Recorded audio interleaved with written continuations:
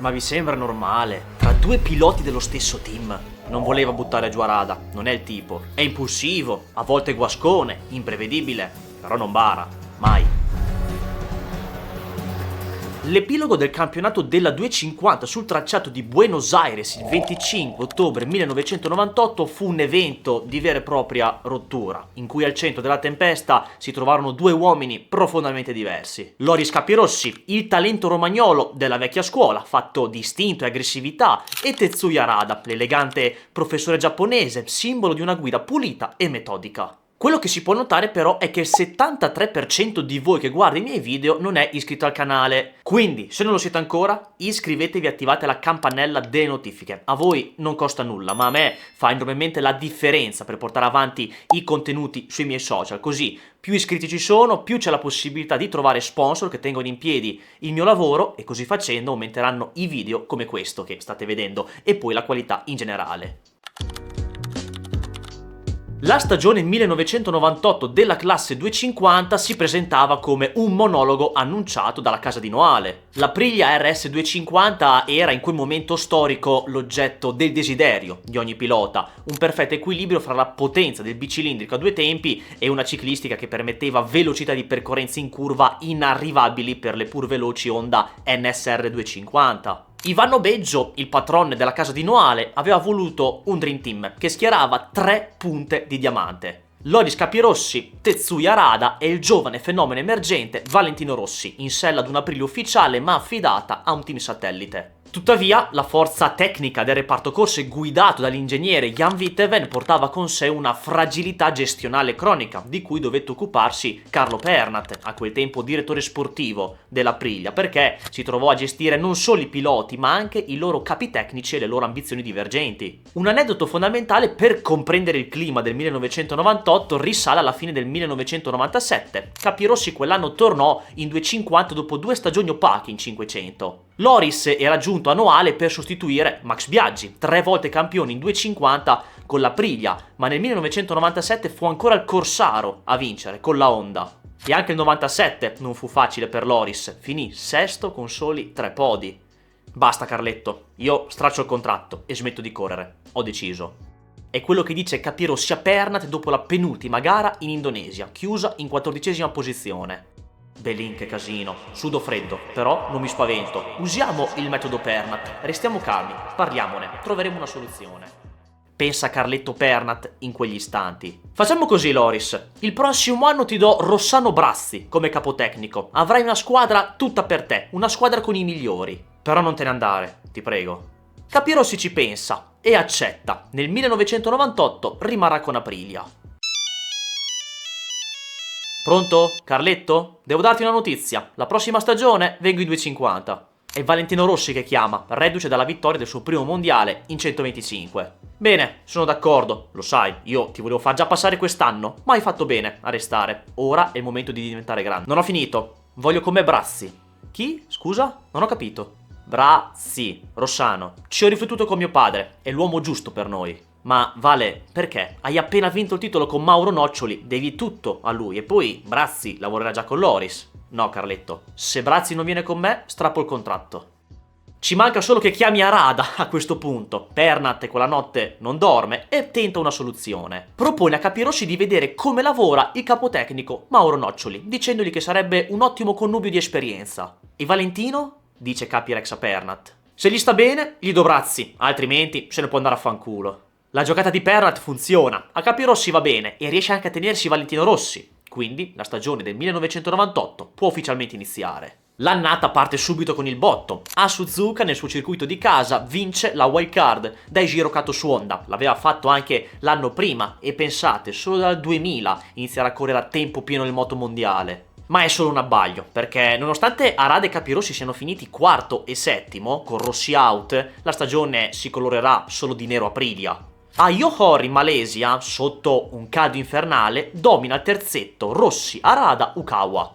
All'ultimo giro Arada entra su Rossi, il pesarese prova a tenergli testa ma incappa in una violenta caduta. 2-0 nelle prime 2 gare per Valentino. Arada taglia il traguardo per primo, mentre Capirossi è quinto a 18 secondi. Alla terza gara Jerez, Valentino continua a mostrare che di stoffa e talento ne ha. Si rivede Capirex nelle posizioni che contano, regola il rookie e vince in solitaria la prima gara stagionale. Mentre Arada prima ha un problema alla sua Aprilia, rientra ai box, torna in pista ma poi viene squalificato per guida irresponsabile da doppiato. Al Mugello va in scena una delle più belle storie del motociclismo italiano. Marcellino Lucchi, storico collaudatore dell'Aprilia, vince all'età di 41 anni il suo unico Gran Premio in 250, una gara divisa in due manche dopo un temporale violentissimo. Il nonno questa volta mandò a spasso e a lezione i suoi nipoti, ed è la prova definitiva che l'Aprilia è un mostro. E poker Noale con Lucchi, Rossi e Arada. Capirossi invece è quarto. Da qui Arada inizia ad aumentare i giri del motore. Nelle successive 6 gare tra Francia, Madrid, Assen, Donington, Sachsenring e Brno piazza 4 vittorie, condite da uno zero in Olanda per problemi tecnici che colpirono anche Capirossi. Lì Valentino ottenne la sua prima vittoria in 250 e un secondo nel Regno Unito, gara portata a casa da Capirossi in un duello di nervi con Arada. Rossi invece in queste 6 gare vince sì ad Assen, oltre ad un po' di al Paul Ricard, ma fa 3 zeri a Madrid, Donington e Brno, errori di inesperienza che lo tagliano fuori dalla corsa al titolo. Capirossi riesce a rimanere lì grazie ad una serie di risultati costanti, anche se è Arada quello che sembra essere lanciato verso il titolo. Il giapponese ha 174 punti a 4 gare dalla fine, mentre Capirex rincorre a 148 con 26 punti di svantaggio. La lotta si inasprì, ma è Valentino Rossi a sorprendere. Piazza un tris di vittorie nelle successive 3 gare a Imola, Barcellona e Phillip Island. Arada invece entra in un oblio. In Italia nelle prove cade e si rompe la gamba destra. Corre lo stesso con dei dolori lancinanti, sta facendo addirittura secondo, ma cade durante l'inseguimento a Rossi, riparte, limita i danni e chiude decimo, facendo comunque una mezza impresa. A Barcellona si rifà mettendosi secondo in mezzo a Valentino e Loris, ma il vero terremoto avviene in Australia, dove cade per la seconda volta in 3 gare mentre era secondo dietro Capirossi, ma questa volta non riparte. E il mondiale clamorosamente si ribalta. Alla fine della penultima gara con lo zero di Arada, Capirossi è in testa con 204 punti, Arada è secondo con 200 punti spaccati, Rossi è sempre tagliato fuori con 176. Siamo dunque arrivati all'epilogo di questa stagione 1998. Tetsuya Arada e Loris Capirossi si giocheranno il titolo all'ultima gara a Buenos Aires, in Argentina. Ma dobbiamo riavvolgere il nastro, già, perché Loris Capirossi ha un conto in sospeso con Arada, che si aprì nel 1993. Il ventenne Capirossi affrontava la sua seconda stagione nella classe di mezzo. Era nel pieno del suo sodalizio con la Honda dopo i 2 mondiali vinti consecutivamente in 125, mentre Arada era la prima stagione completa nel mondiale, alla guida di una Yamaha. Il giapponese sorprese tutti alla prima gara, vincendo il GP d'Australia bruciando John Kocinski sul traguardo. Fu un inizio tutt'altro che positivo per Capirossi, che se nonostante nei primi 2 GP fece la pole, in Australia è out, mentre in Malesia inizialmente è terzo, ma una penalità di 1 minuto per partenza anticipata lo fece retrocedere al 12° posto. In Giappone un'altra beffa, iniziò l'ultimo giro in testa, ma cadde, si rialzò e chiuse decimo, tipo Arada Imola nel 98, ma in quella caduta rimediò un infortunio alla mano che lo limitò a Jerez, dove chiuse anche lì decimo. Dopo 4 gare Loris si trovò a meno 79 da Arada. Ma da lì la stagione prese un'altra piega, Capirex ingranò e per 9 gare consecutive Arada non riuscì mai a guadagnare punti sul pilota Honda, che vinse 3 gare condite da un solo zero. Arada invece ne fece 3. Loris, dopo la vittoria della penultima gara a Laguna Seca, volò a più 10 su Arada. A 20 anni si giocò il terzo titolo in 4 stagioni, una roba folle. Il titolo dunque sembrò essere nelle sue mani. Sì, sembrò. Nell'ultima gara disputata a Jarama, in Spagna, il 26 settembre 1993, Capirossi partì dalla pole, ottenuta dopo un dominio schiacciante nelle prove. Sembrava imbattibile. Ma al giorno della gara, la sorte gli voltò le spalle. Sbagliò la partenza e si ritrovò inghiottito nel gruppo. Fu costretto a rimontare perché Arada è davanti. Riesce nell'intento, è davanti ai giapponesi nel gruppo insieme a Biaggi, Reggiani e Jean-Philippe Rougiat, che da lì a poco si stenne in solitaria mentre guidava la corsa. Lascia la testa alla lotta Reggiani-Biaggi, ma poco più dietro si vede Capirossi andare lungo per poi finire sulla ghiaia alla staccata in discesa dopo la curva Bugatti. Un errore dovuto anche a delle gomme particolarmente usurate dopo la rimonta di inizio gara, complice forse anche una scelta sbagliata. Rientra sesto, e ad Arada si accende la lampadina, rimonta e infila gli avversari 1-1, mostrando un passo che non sembrava potesse avere. Sarebbe bastato il terzo posto a Capirossi per vincere il titolo, ma Loris era lontano e da sesto riuscì a recuperare soltanto una posizione grazie al gesto magnanimo dell'amico Doriano Romboni, mentre un altro pilota Honda, Alberto Puig, superò Capirossi per il quarto posto. Arada vinse gara e titolo con soltanto 4 punti di vantaggio. 5 anni dopo, di nuovo, all'ultima gara, Capirossi si ritrova di fronte a Arada nella lotta al titolo. Arada è certo del titolo se finisce primo o secondo, davanti a Capirossi, oppure altre combinazioni. Alla partenza Loris rivive gli spettri del 1993, scatta sempre dalla pole ma non parte bene, perde posizioni, mentre Arada si mette davanti a dettare il ritmo. Come 5 anni prima Capirossi suona dei gran giri veloci, rimonta e sorpassa Arada, è primo e momentaneamente campione del mondo. Rossi invece è più attardato, qualche secondo, si mette terzo regolando Jacques. Arada però non vuole darla vinta a Capirossi, rimane lì e negli ultimi 14 giri inizia la battaglia. I due contendenti al titolo mandano in scena un duello storico fatto di entrata al limite, sorpassi e controsorpassi, che negli ultimissimi giri fanno inevitabilmente rientrare in gara Valentino Rossi, il terzo incomodo, l'ago della bilancia che si infiltra nella lotta al mondiale. Non interferire nel duello per il titolo, la raccomandazione del box Aprilia prima della gara a Valentino. Ma il 19enne marchigiano, estroverso e scherzoso, non interessa. All'inizio dell'ultimo giro è secondo in mezzo al panino Capirossi-Arada. Loris commette una sbavatura alla curva 3, per un momento gli si chiude l'anteriore, va appena largo ed è un via libera per Rossi, che si mette primo, lasciando giocare il destino con gli altri due. Capirex si volta perché vuole solo sapere dove è Arada, perché la gara deve farla su di lui, non può permettersi di battagliare con Valentino.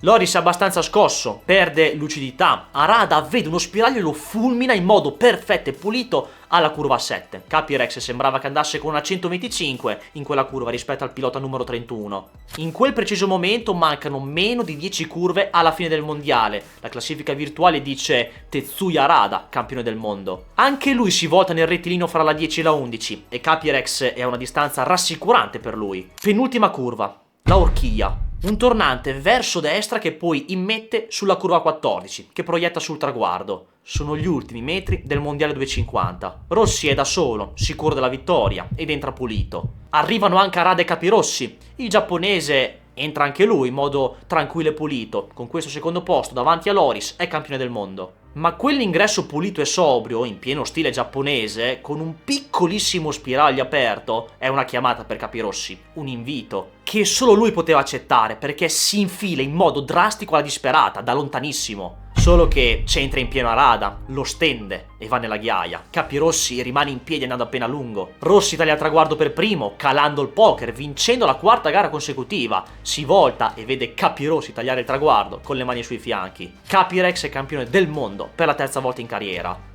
Arada non può non imprecare e tirarne di ogni a Capirossi perché con questa manovra ha perso il mondiale e addirittura la seconda posizione in campionato perché con la vittoria di Rossi e il suo 0 Valentino lo scavalca di un punto dopo Buenos Aires. Pensate se avesse fatto meno errori da rookie in quell'anno, avrebbe potuto vincere il titolo già il primo anno in 250 perché o finiva sul podio o faceva 1-0. Ricordo un po' Pecco Bagnaia nel 2023-2024, ma il problema adesso è il dopogara. Se non ci avessi provato, non me lo sarei perdonato, disse Capirex a fine gara. Ma l'atmosfera ovviamente è bella tesa. Pensate che il 1998 non sarà l'unica gara dove succedono manovre strane e ingressi al limite. Il mondo ancora non lo sa, ma nel 1999 andrà in scena un altro finale controverso, sempre a Buenos Aires, questa volta nella 125, una storia che ho già raccontato e trovate sul canale. Dopo una manovra tra le più controverse della storia del mondiale, considerando anche la posta in palio, Loris Capirossi dunque divenne campione, ma la questione passò attraverso la FIM. Sì, perché Tetsuya Arada lo denuncia per comportamento antisportivo. Ma vi sembra normale? Tra due piloti dello stesso team, io li avrei fatti rientrare in Italia, con le bocche cucite, e poi avrei risolto la cosa tra di noi a Noale, rivelò Carlo Pernat molti anni dopo. Non voleva buttare giù Arada, non è il tipo. È impulsivo, a volte guascone, imprevedibile, però non bara, mai. Quello che non tollero sono gli stracci che volano in pubblico, il modo con cui Aprilia gestisce quel gran casino. Non puoi permettere a Tetsuya e alla sua squadra di aggredire Capirex. La denuncia poi, cioè, invece di festeggiare il suo pilota, di tappare la bocca a tutti e risolvere la questione a ritorno annuale, tanto a cosa serviva farsi prendere dai nervi sotto gli occhi di tutti, sono riusciti a trasformare una giornata storica in un incubo. La FIM dà ragione inizialmente ad Arada perché accoglie il suo ricorso e Capirossi viene squalificato dalla gara di Buenos Aires. Va bene, Arada questa la vince, ma non conta nulla in termini di campionato, perché il giapponese ha comunque fatto 0 punti e anche se quelli dell'Argentina di Capirossi non vengono considerati, il forlivese è sempre davanti di 4 punti, 204 a 200, come dopo Phillip Island, come se l'ultima gara non si fosse svolta, dunque Loris è comunque campione. E una squalifica dal campionato, come avvenne a Michael Schumacher l'anno prima in Formula 1, non avrebbe dato il titolo ad Arada, ma a Valentino Rossi, perché abbiamo visto che l'ha passata in classifica. Ma la storia non finì affatto, perché poco dopo la FIM accettò il controreclamo di Capirossi presentato al TAS, che riprese il secondo posto in Argentina